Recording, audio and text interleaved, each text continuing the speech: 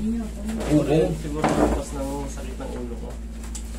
Hindi, kailangan yan. Pag may mga ugong na yung tenga nyo, patagal na ba siya? 2 years na eh. 2 years na, baka mayroong ano. Hindi naman lumalabo yung pandinig mo. Hindi naman. Yung pandinig mo parang ano. Naririnig mo ako pero minsan hindi mo maintindihan. Hindi naman, wala pa naman ganun. Walang ganon. Wala pa naman. Ayun naman. Baka, hindi ganon kasi ano yan eh. Baka may butas yung eardrum natin. Kailangan niya ma-check ng ENT. Pero kung yan, humihina pandinig mo, kaya ng ano yan. Kaya ng... Kung walang butas ah. Kaya ng Hindi ganito naman yan. nagpapala tayo sa medical city na wala naman, okay naman daw. Ayun, natatanggalan mo na isang tenga.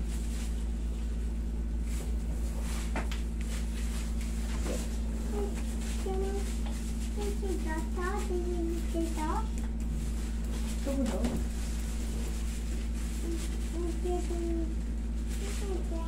Tagal na hindi napipingot sa eh. Tagal na kayong graduate sa school. Oo, yun na. Bukod dyan ano pa? Itong balikat ko po yan, tsaka itong balakang. Tuhod.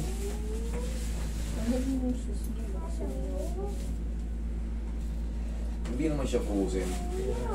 Yung sakit na eh. Kaya Sakit parang na. mas sa basketball lang eh. Ayun. Masarap.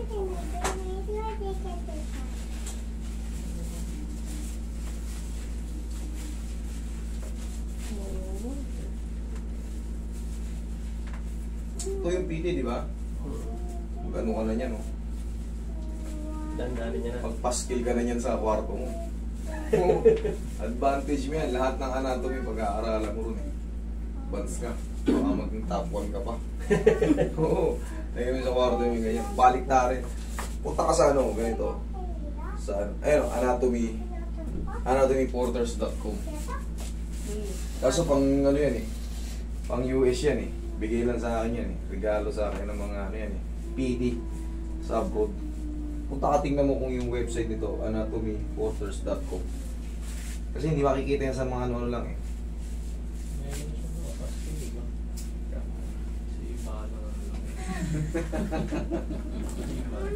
oh, hindi meron siya. Hindi naman ba nakita? Yung sa'yo, real manawal.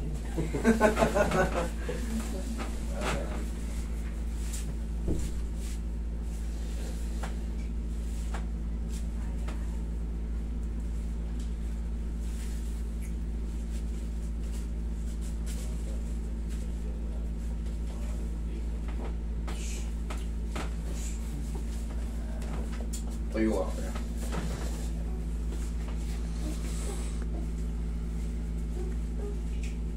Ito, walang ganito sa mga PT. Mga ganito. Oh. Dami, diba? Ba rin yung shoes mo? Muro na sa PT. Oh, ito. Ayan pala eh. Solid eh. Diba? Anong gagawin? Dapat?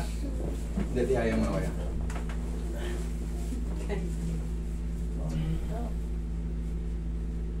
Pang-monster pala talaga eh.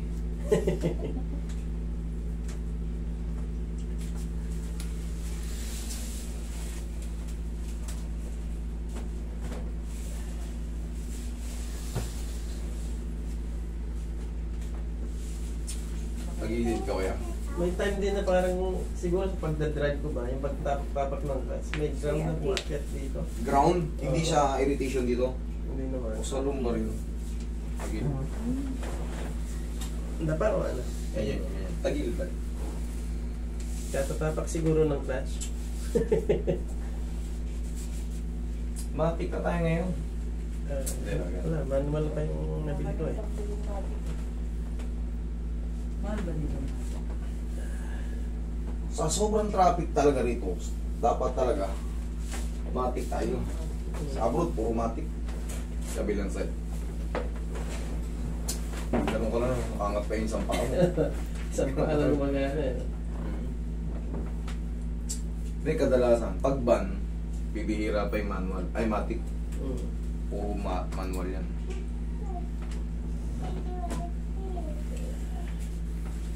Pag-aralan mo yung ganito. Walang ganito sa PT. Pero maganda makagraduate ka. Tapa ka. Kaya.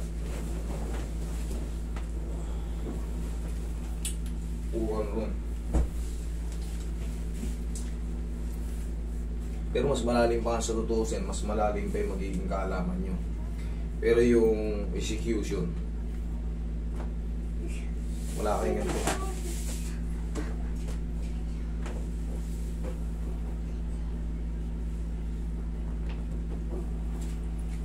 Manipulation, induction.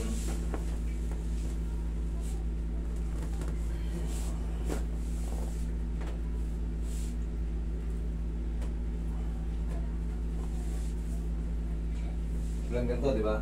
Wala kayong mga ganyan. Stretching, yan. Saka yung...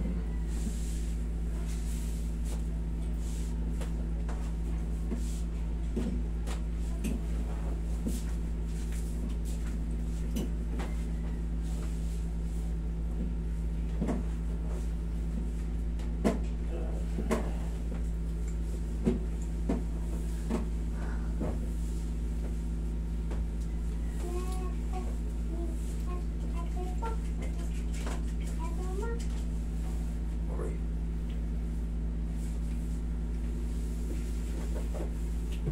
Teka lang po yan.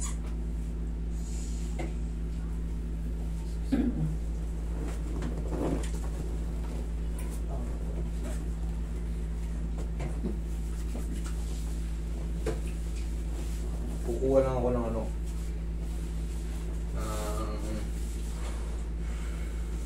permit sa ano, para pwede kayo mag-seminar sa akin. Magkano din yan? Yun ang hindi ko full stretch, manipulation,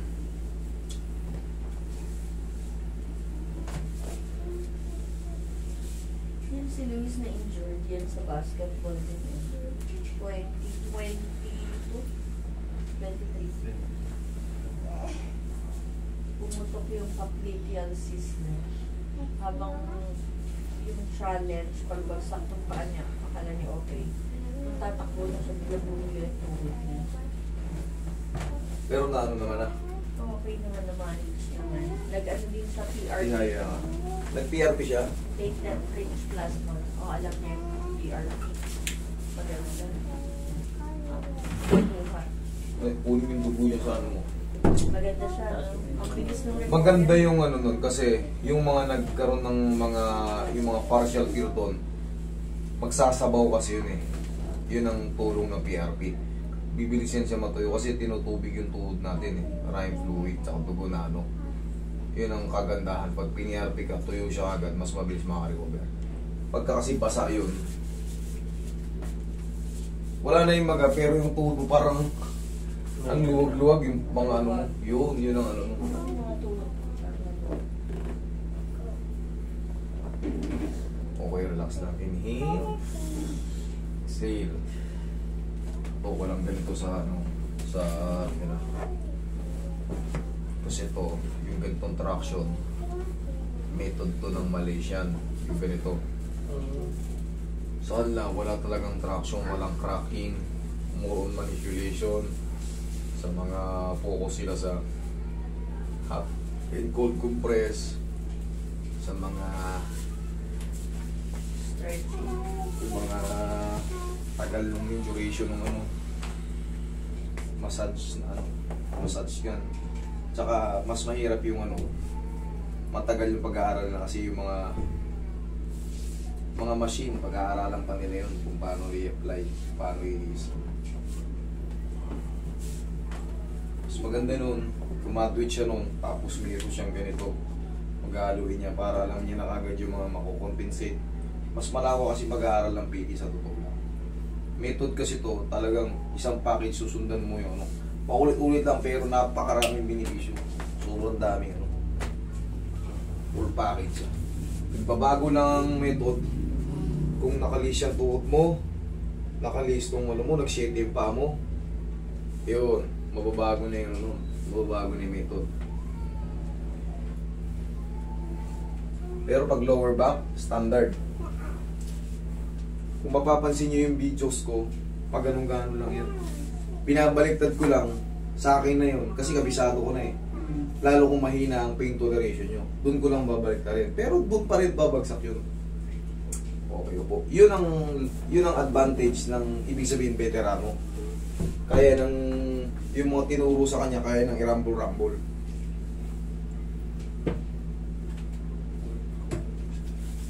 May shortcut na. Yun ang advantage ng mga veterans.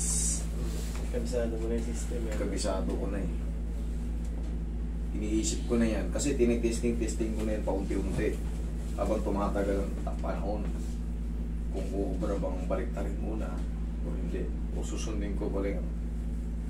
Pero natate, dami nang binabaliktad ko. Dati hinuhuli ko yung palagi huli traction. Minsan kinakalagitnaan ko na. Pinapadapa ko muna. Lalo sa mga frozen. Kasi kailangan dyan medyo mataas talagang pain toleration mo. Tsaka yung month nung kabisado, ko na eh. Hindi ko naman kabisado, pero halos halos almost kung 100 yung perfect, nasa 90 na ako.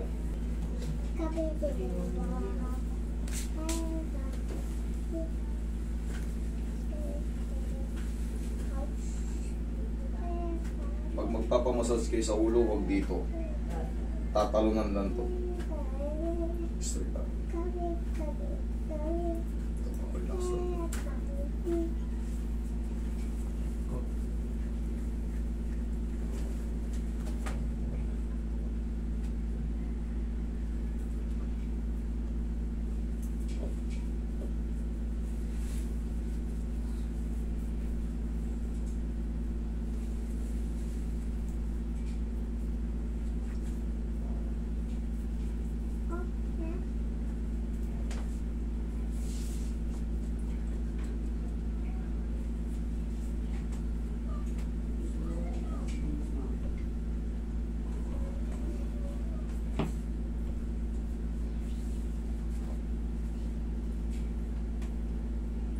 Sakit la.